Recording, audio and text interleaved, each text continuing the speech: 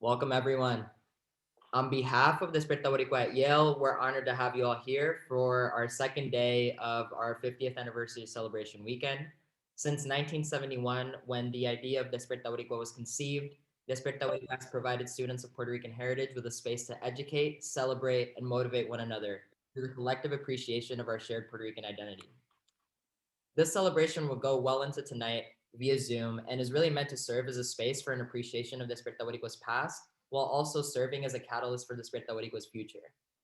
The 50th anniversary celebration is a 2-day program curated by the Despierta Boricua Planning Committee with an audience composed of Yale students, alumni, and members of the Puerto Rican community from across the nation. Our goal is to celebrate the efforts of Puerto Rican students at Yale in cultivating their own space within the Yale community and establishing an important legacy in Yale's history. As such, our event, Despierta Boricua, Honoring Our Past, Igniting Our Future, serves to highlight the struggles and successes of Despierta Boricua and Puerto Rican Yalies in driving social change, racial, and economic change on campus. Thank you all for being here with us to celebrate. And as a thank you to 2 lucky attendees, we'll be randomly giving away 2 copies of War Against All Puerto Ricans during this Saturday afternoon session by Nelson Antonio Dennis after this afternoon's events. Now, before we move on, as a final note, please be courteous to speakers and have your microphones off during the event, unless we're in a session where the audience members are welcome to participate. We'll be recording all sessions today, except for a few, unless individuals don't want to be recorded. And if you'd like to see if you'd like to only see some speakers, feel free to go to your top right corner and switch your view from gallery view over to speaker view. And now, without further ado, I'd like to introduce our second keynote speaker for our event series, Edil Sepúlveda Carlo. Mr. Sepúlveda Carlo is the co-founder of Boricuas Unidos en la Diáspora, a national advocacy organization that builds bridges between Puerto Rican community leaders and federal lawmakers through an educative, anti-colonial, and social justice lens. He is also a NASA Earth scientist, licensed attorney, climate change expert, and social activist originally from Puerto Rico and currently living in Washington, D.C. He holds a BS in geology from the University of Puerto Rico Mayagüez, a JD from the University of Puerto Rico School of Law, and a master's degree in climate and society with an energy and environmental policy concentration from Columbia University in the city of New York. Without further ado, I'll hand it off to Mr. Edil Sepúlveda Carlo. Gracias, Christian, and thank you, everyone. So I'm told that I have 20 minutes or so to entertain you, so I'm gonna do that. Hopefully, I'm thankful that you're all joining in a Saturday morning. So I'm gonna share my screen here just to show some slides, and you can follow me through. You can tell me if you can see them. Christian, you can see them? Yes, we can see them fine. Perfect. So thank you again, Christian. I am very grateful, for reaching out and inviting me to be the keynote for the 50th anniversary celebration of Despierta Boricua. So congratulations to all of you. I'm very grateful to be with you all. So I'm going to be showing a couple of slides so you all don't get bored. And then I also have some cues for myself. So I'm not here speaking more than 20 minutes. And then I want just to leave a couple of minutes if it is possible. So if you all have any questions, we can go quickly over that. So Christian reached out to me and he told me that you all wanted to know a little bit more, or for me to talk a little bit more about activism and the activism work that I do with Boricuas Unidos en la Diáspora. So most of my speech is going to be focused on the activism work that we do. I'll just start with a brief background of myself, how I got to NASA, the work that I do in NASA, then move to talk about the activism work that I do with Boricuas Unidos en la Diáspora, and then finish talking about the most important thing for me, and hopefully for you all, that is, what can you do? What can you do if you want to advocate for Puerto Rico from the diaspora? So I was born in San Germán, Puerto Rico. You all know West Coast, Puerto Rico, into a working family. They still live there. I still visit San German a lot. I'm planning to go there in a couple of weeks. Um, I was born into a very patriotic family, so many of them are musicians. They do música jíbara, right? That is like autochthonous music from Puerto Rico. So they teach me since I was a little child the importance of the love for your land, the love for Puerto Rico, and that was very important for me. Um, then, as Christian mentioned, I did my undergraduate studies on UPR in Maya West. That's where I get my research and science background. That's also where I learned how to like hang out until very late and then get up the next morning and go to class. So I got a lot of discipline, going there to UPR Maya West.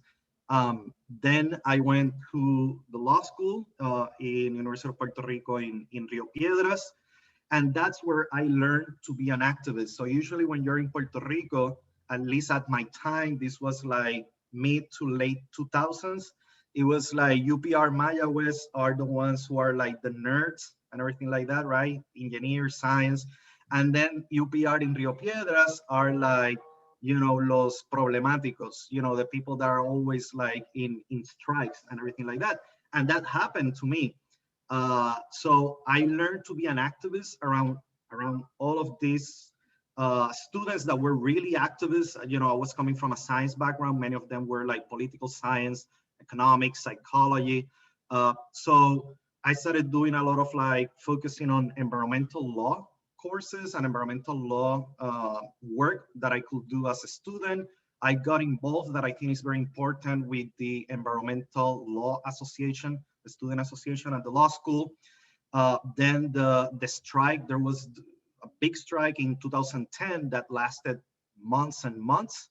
I got to learn a lot about organizing during that time. And then I got into my legal practice that I did in the environmental law clinic that we have at UPR. And there at that time was the big fight against what some of you might know about the Gasoducto del Norte. That was a natural gas pipeline that was coming from the southern part of Puerto Rico, cutting through the mountains and going to the northern part.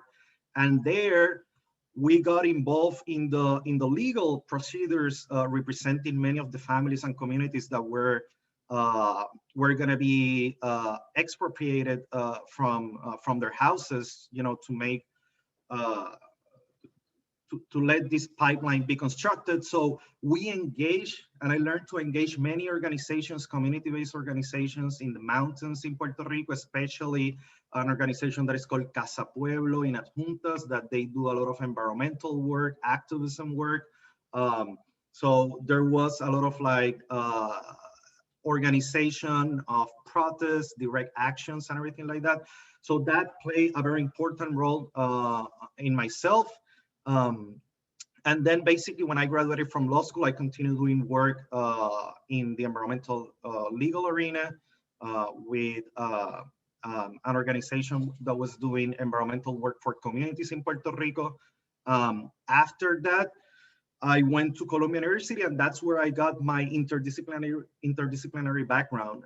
It was climate science and policy, and it was basically, trying to tie together the science and specifically the climate science with the impacts on society and taking into account the impacts on society and how to like engage with policy and decision makers. And that's where I started doing more also climate change research focus. And I met, people doing research with NASA, something important in Columbia University. There is a NASA research center that is GIS, Goddard Institute for Space Studies, and they basically are the research center of NASA that do all of the research regarding climate change science. I also met amazing colleagues that I continue to be friends up to this day. So that's so important to keep these networks that you have that you're doing right now in the university. So after that, I traveled the world. I ended up in Africa, specifically West Africa, Equatorial Guinea. I was doing oil and gas contracts, and that was definitely not for me. I didn't feel happy about this. So I went back to Puerto Rico. Uh, I started doing more climate change consultancy work and environmental consultancy work for government. And then finally in 2015, after trying, for, like many times, I got, my job. That is the job that I still have today at NASA. So I moved from Puerto Rico to Washington, D.C. In 2015. So a little bit about what I do at NASA, and many people might not know, and I'm gonna tell you, even when I was in university, I didn't know that NASA did Earth science work. So usually we think that NASA as an agency that study the space and galaxies and everything like that, but NASA does have what is called an Earth sciences division, and basically what we do is study the changes on the planet, on planet Earth, but from space, either from space with satellites or with other instruments that are flying in airplanes. So specifically, I work at NASA Goddard Space Flight Center that is just outside Washington, D.C. in Greenville, Maryland. And within that, in the Biosphere Sciences Lab.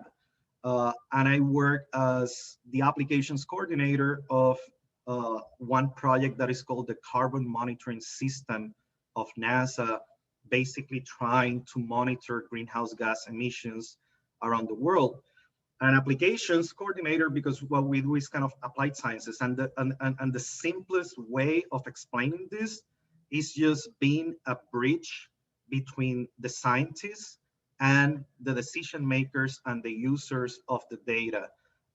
So I have loved this job just because it's a mix of what I have prepared, basically knowledge about the science, the carbon science, the climate science, but then knowing how to translate that science and the data that we have to the user community and to decision makers, so the data that we have can be used for societal benefits. That at the end, that's the most important thing.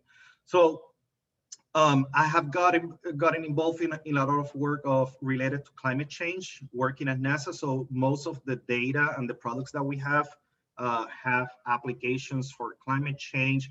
They also have applications for disasters and also for conservation topics. So obviously I'm very happy because my background was environmental science, environmental law. So getting to do this work at NASA it has been very fulfilling for me. Also in the last couple of years, I've gotten involved in a project that is NASA in Spanish. And it's basically trying to bring all of the information and studies that we're doing, but doing so obviously in Spanish for the Spanish-speaking media. So I've gotten the opportunity, to be interviewed by TV networks in the United States that are focused on Latino populations, and then also in Latin America and in Spain, talking about some of the efforts that we're doing trying to track climate change. So that's the work at NASA. It has been, like for me, has been obviously like a dream, but I didn't feel completely fulfilled. There is a lot of like what I was thinking about. What can I do for Puerto Rico? I moved to the States when Puerto Rico has been in turmoil, for many years. The economic crisis, many young people leaving the island to try to get opportunities outside the island. So there has always been in my mind, like, what can I do? What can I do? And there were two triggers, very important, at that time, like 1-2 years after I got to NASA. And one was Hurricane Maria, hitting the island on 2017. But also, and I imagine you all, depending and talking here about politics a little bit, the last administration that the United States had wasn't very friendly with a lot of things related to Puerto Rico or to climate change or to some of the things that I think many Puerto Ricans care. So that's why I decided to move to the activism work. So here is just a collection of some of the work that we have done, for the past like 3 years or so. Um, so we started this group of friends, colleagues from the University of Puerto Rico Law School that we are in different parts of the United States. And we decided that we had to like join forces to try to work the topic of Puerto Rico within the United States and the networks that we had. Uh, we were very influenced by the lack of democratic tools and the absence of power to make our own decisions in Puerto Rico. The approval of PROMESA legislation in 2016 was another trigger for us. We were like, and this is a problem that we have always think about. We are a colony. What we can do about this, we can't make the decisions on our own. So right around that time, Hurricane Maria hit. And if there is one thing that I say that was positive, obviously among all of the bad things that happened with Hurricane Maria, was that the topic of Puerto Rico became more mainstream in the national media in the United States. And many people started getting very interested about Puerto Rico and learning about many things that they didn't know about Puerto Rico. And at the same time, in Washington, obviously the power center of the United States, where we have U.S. Congress, the doors got open to talk about Puerto Rico, and we took that advantage. So in a summary, what we do, we focus in four areas. We do educational forums, and it's basically informational forums to educate mainly Americans in the US about topics of Puerto Rico, specifically just recovery, the public debt, and decolonization. And to give you an example, just this year, a couple of months ago, we did a Puerto Rico Diaspora Summit with the Smithsonian Institution. And one of the panels that we have, that was a 2-day event, one of the panels was on student organizations. And that's where I got introduced to Christian Millan, that he was one of the panelists. We also do advocacy and lobbying efforts in Congress. We do, for example, some of the photos that you see there is from a lobby day that we did on September 20, 2019, in the 2-year anniversary of Hurricane Maria. We brought people from Puerto Rico to fly here to Washington to talk directly to the Congress people. We got Alexandra Ocasio-Cortez there, being part of kind of like a direct action with music that we did there in Congress. We also do direct actions like protests. We were very involved in the Ricky Renuncia protests of summer 2019 on the state side, on Washington, New York, and many other cities. And we also do cultural events to try to unite the diaspora, especially in the Washington, D.C. area, but also in other cities.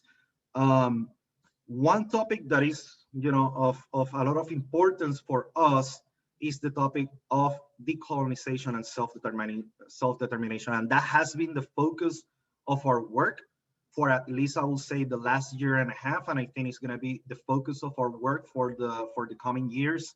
For me personally, is the most important issue, solving our colonial problem, is very important. So we have been working in this legislation that is being promoted by, I think, two of the most well-known congresswomen from Puerto Rico, from New York, Nydia Velázquez, that was born in Puerto Rico, and Alexandra Ocasio-Cortez, that was born in New York, but is from Puerto Rico origin.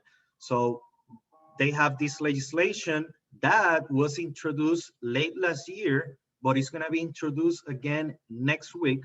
So you hear here first. It's going to be introduced late next week, and it's going to make a lot of news. And it's basically, they are trying to put together what will be a serious, democratic, transparent self-determination process where the people of Puerto Rico are the ones that are at the steering wheel. But something that has never happened is that Congress is going to sit on the table. It creates a congressional bilateral group that is going to sit with the delegates of Puerto Rico to try to define what are the different status options, what do they mean, what do they entail, um, and and and and and do an educational campaign for the people of Puerto Rico. So finally, we have something that is the most close to a binding self-determination process, and people in Puerto Rico can have the assurance that they can finally go after 6, 7 plebiscites, they can finally go and vote for something that is going to be taken into account. So we have been pushing um, this letter that we sent to the two leaders in the Senate and in the House, Senator Schumer from New York and Speaker Pelosi from California in the House, to try to support the Puerto Rico Self-Determination Act. We are building, and I think this is the most important takeaway in this topic. We're building a broad coalition of national organizations in the United States and also organizations in Puerto Rico, and we're very happy that Despierta Boricua Yale is one of these organizations that is supporting the Puerto Rico Self-Determination Act. We got just this week the support from Sunrise Movement, the national chapter of Sunrise Movement that I know has been very active within the young people in the universities and everything like that. So we're very happy about that. I just want to tell you that if you want more information, you can visit our website. It is botpr.org, and you can find more information. We have one-pagers, we have documents that you can use to inform yourself about this and learn about like things that you can do yourself. So I'm gonna take the final minutes here just to talk about what I think you can do and how you can involve if you are interested in getting involved in doing activism and advocacy for Puerto Rico from where you are. Most of you, I imagine, in the diaspora in Connecticut or somewhere else in the United States. So a couple of personal recommendations, things that I have learned myself, throughout the years is that you have to educate yourself first, and knowledge, I always say knowledge is power, and it's so important that you get to read, and you get to know what is happening, especially if you want to know Puerto Rico, what is happening in Puerto Rico. Me personally, I get up every morning, and my alarm is the radio tuning, and it's the radio in Puerto Rico. And I'm the first hour or so when I'm doing things here in the house, just hearing the news in Puerto Rico, just to like stay abreast of like what is happening there. Very important, search what drives you. Always pursue your passion. For me, it's like, obviously you have your work, but if you see yourself that you're doing something at 12 a.m., 1 a.m. in the morning, in the weekends, like we're doing now, and you're happy about it, that is because you're passionate about. And it might sound like silly or just simple, but it was kind of like the way that I learned that I really wanted to do this. And it didn't matter, if it was paid or not, you know, it was just in me. It was just like we receive like a call, or we receive like a request. We receive many requests to like get involved in different efforts, in different causes in Puerto Rico, in the US. And when you see yourself that you're paying attention and working on this, and you're happy about it in a weekend, that that's your passion. So that's very important. And then also, like, I imagine some of you are in the university right now. So I think getting involved with the student organizations is very important. Since you're in the university, it helps you. I think it helped me try to learn about organizing, and trying to learn about how to engage with other people. So I think that's very important, and you also get, the experience and everything like that. Um, Build relationships and networks. It's all about that, even in professional life. That's so important. And one of the things that we do is basically leverage the networks that we have in the U.S. Networks that we have because of family or people that we know, or acquaintances or friends, or the profession or work, something like that. So always, I say in Spanish, hay que darle cariño. Like, hay que darle cariño a la gente que uno conoce, to the people that we know. So building relationships and networks is very important. Fundamental, don't fear reaching out to stakeholders. And I say this as an example. Christian called me, and it was like, I want to talk to you, like, let's do this. And it was like, I like that. That's the way that you get things done. And as a matter of fact, many people ask us like, how you got, such a good relationship, for example, with Alexandro Caso Cortez, that is so hard to get, and other like decision makers.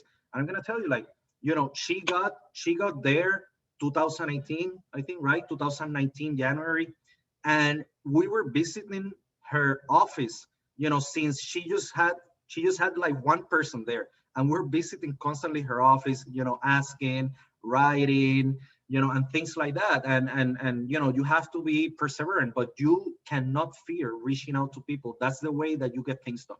That's the way that you get things done, is reaching out. Um, and finally, a note, from myself, and something that I say to myself. For me, change is so important. And especially, I think, when we're very young, we're like very, I think, usually idealistic. And we think like, we're going to change the world and everything like that. And I think that's very important, and that's very important to like check yourself and keep that in mind as you grow old, because obviously life is going to get harder and harder. So I think I see myself as a very privileged person. Uh, Although, I am, and I come, and I still am, a working person, working family person. But I know that we are very privileged. We are coming out. I imagine all of you, from an Ivy League school. Obviously, the opportunities are going to be there. You're going to have amazing networks. So there is so much that we can do to change the world for the better. And I always think that we have a social responsibility, to do that, because of the privilege that we have.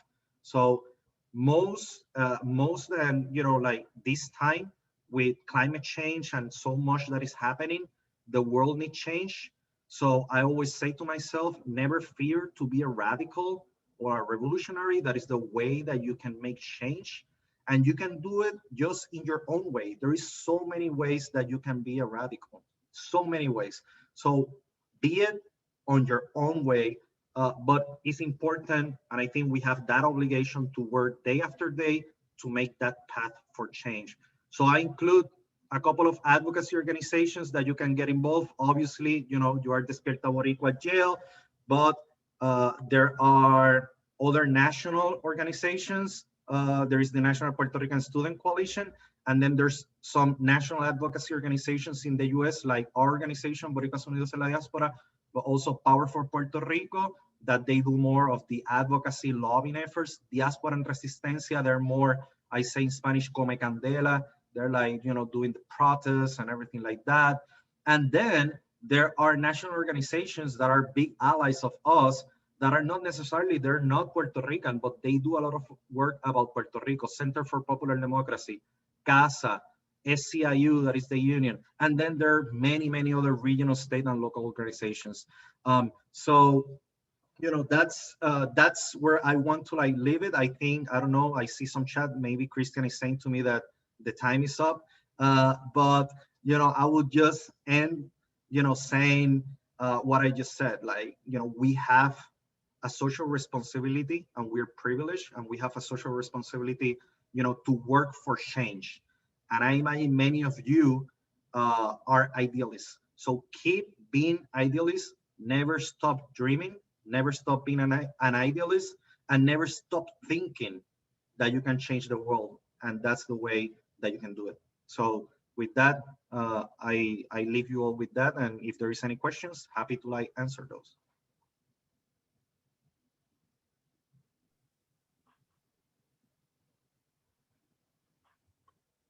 Muchas gracias, Edil. Thank you so much for that wonderful presentation and call to action. I think I sort of speak for everyone in a sense in that it was not just inspirational, but I think it was very appropriate, especially considering the topics that we were able to touch upon through yesterday's sort of events at night. So thank you so much for being here. And right now, we're going to